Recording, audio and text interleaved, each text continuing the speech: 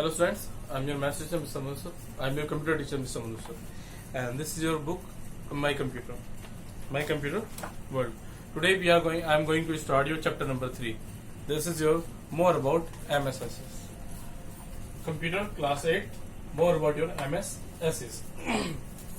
मतलब हमने question number second पढ़ा था. क्वेश्चन नंबर सेकंड में हम लोग पढ़ा था MSSs के बारे में.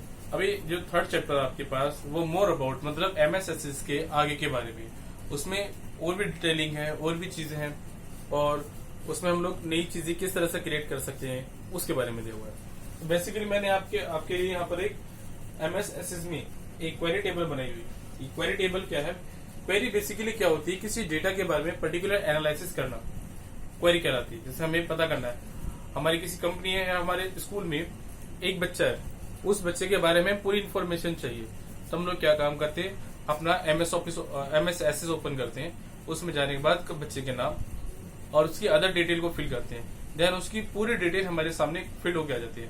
जैसे उसका data chart, date of birth, father name, mother name, उसने किस क्लास में कितने मार्क्स फाइंड किए थे, 5th क्लास में कितने थे, 6th में कितने थे, और वो 7th में पढ़ रहा है, उसका FA का रिकॉर्ड कैसा है, उसका SC का रिकॉर्ड कैसा है, देन उसको आगे प्रमोट किस तरह से करना है, बिहाफ पे हुआ था, उसकी लीव कितनी थी. तो इस तरह की पूरी टेबल बनाने के लिए हमें जरूरत पड़ती है MSSs की. तो ये आपके पास what is query? The query is database object which allow you to display the specific record. जैसे मैंने आपको बताया कोई पर्टिकुलर किसी रिकॉर्ड के बारे में जानकारी अगर हमें लेनी है तो हमें MSS का यूज करना पड़ेगा. तो जो हमें जानकारी देता है उसी को कहते हैं हम क्वेरी. तो यहाँ पर आपके पास एक क्वेरी टेबल है. इस क्वेरी टेबल में एक बच्चा है आपके पास, एक समिता है, अनुज वर्मा है और मिलिका है.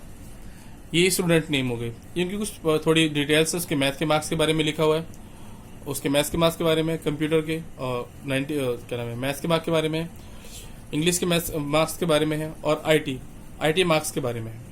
देन शमिता की बात करें, शमिता के मैथ के मार्क्स है 92, इंग्लिश के मार्क्स है 96 और IT के मार्क्स है 99. तो एक पर्टिकुलर एक टेबल है.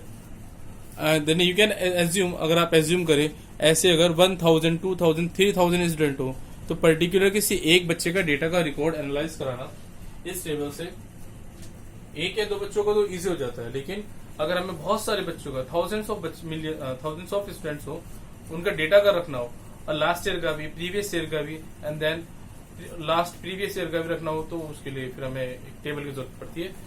वो यूज होता है हमारे पास क्वेरी टेबल. तो ये हमारे रिकॉर्ड को बेसिकली रखने के लिए यूज होता है. इसमें आपके पास क्रिएटिंग है क्वेरी टेबल. हम एक क्वेरी टेबल की किस तरह से क्रिएट कर सकते हैं तो उसके बारे में दे रखा है यहाँ पे. Select query, data update query, cross tab query and open query, append query. इसके लिए हमें जरूरत पड़ेगा, सबसे पहले ओपन करना है हमें wizard button, create a new query, select wizard query, then click okay. Simple एक हमारे पास फॉर्मेट खुल के आ जाएंगे इस तरह के, और जिस तरह की हमें क्वेरी चाहिए होगी हम उस तरह की क्वेरी पर क्लिक कर नेक्स्ट, और यहाँ पर ओपन अ क्वेरी, न्यू और प्रीवियस, नेक्स्ट, एंड देन आपकी क्वेरी टेबल तैयार हो जाएगी. इस क्वेरी टेबल में क्या होगा, आपके पास आपका प्रीवियस रिकॉर्ड है, आपके पास ओल्ड है तो उसका नाम टाइप कर दीजिए. अगर आपके पास ओल्ड नहीं है, आपको न्यू बनानी है, देन न्यू पे क्लिक कर दीजिए. तो ये एक ओल्ड टेबल है. यहाँ पर क्या है, यहाँ पर स्टूडेंट नेम और एड्रेस, इनके बारे में डिटेल दे रखी. तो ये आपके पास एक क्वेरी टेबल. इसके बाद है create a query in multiple table. अगर हमें क्वेरी बहुत सारे मल्टीपल यूजेस के लिए चाहिए, मतलब एक ही क्वेरी टेबल में बहुत सारी टेबल्स होनी चाहिए, तो उसके लिए हम लोग क्या काम करें, बेसिकली यहाँ पर एक रिलेशनशिप सेटिंग दी होती है. Creating a query multiple tables, तो उसमें आपके पास क्या है, select a relationship between table. उसके लिए टेबल सिलेक्ट रिलेशनशिप इस जो आपके पास ऑप्शन है primary key is called setting a relationship. सबसे पहले open both the table in the base window, then relationship group, click on the relationship button, and then relationship window open with the show table dialog box. इस तरह से खुल जाएगा आपके पास 1 and 2.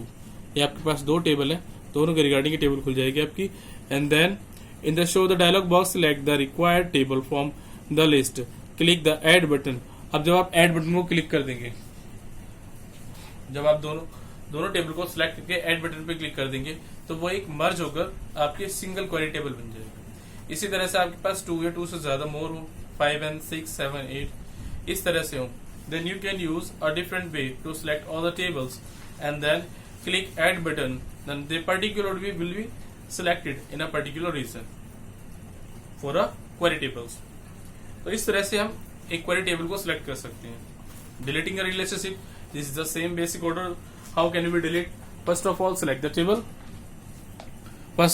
The table, which have you grouped, जिसको आपने group किया है उसको क्लिक कीजिए एंड देन डिलीट ऑप्शन। इस तरह से आपकी क्वेरी टेबल डिलीट हो जाती है। इसके बाद आपके पास नेक्स्ट है क्रिएटिंग क्वेरी और रिलेटेड टेबल। अगर किसी टेबल से रिलेटेड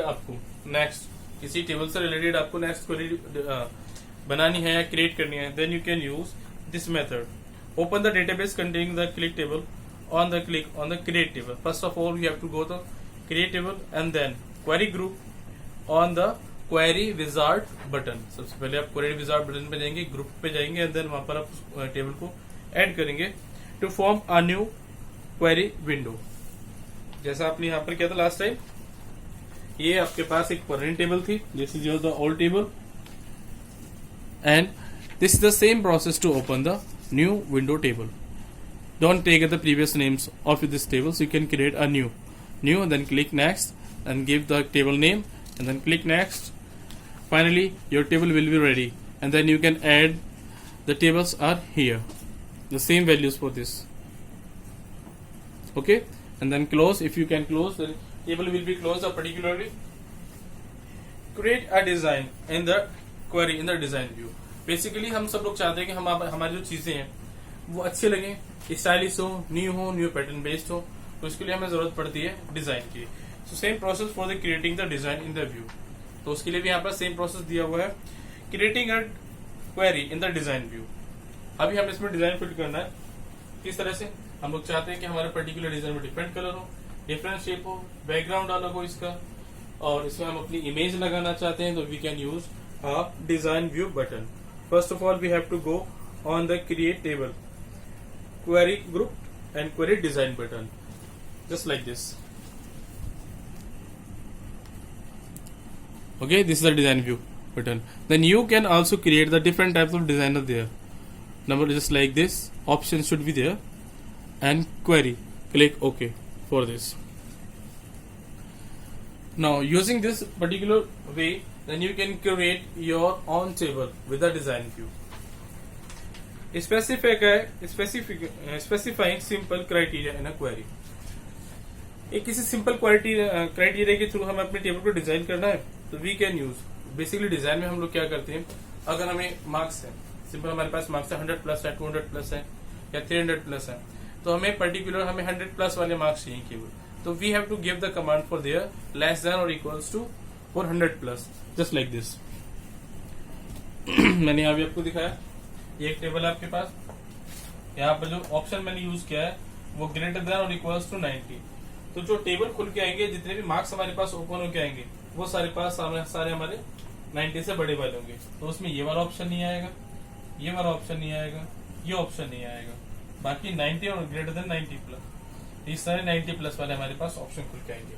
तो इससे हमारी जो कम मार्क्स वाली है, जो ग्रोथ है, हाईली ग्रोथ हमें रिप्रेजेंट करते हैं। जैसे 90 ग्रेटर देन इक्वल्स टू 90 ये लिखा हुआ है, तो इसमें हमारी जो लो क्वांटिटी है, 90 से लो वाली जो क्वांटिटी है वो नहीं आएगी, बाकी ये जो बड़ी वाली क्वांटिटी है हमारे पास केवल वही शो होंगी। तो इससे हम लोग शॉर्टिंग कर सकते हैं 90+, ओनली केवल 90+ वाले। अगर हम यहाँ कमांड देते हैं किस तरह की, less than equals to 50, less than equals to 50, तो इस टेबल में से जितने 50 से लो वाले मार्क्स होंगे केवल वही आएंगे। ओके,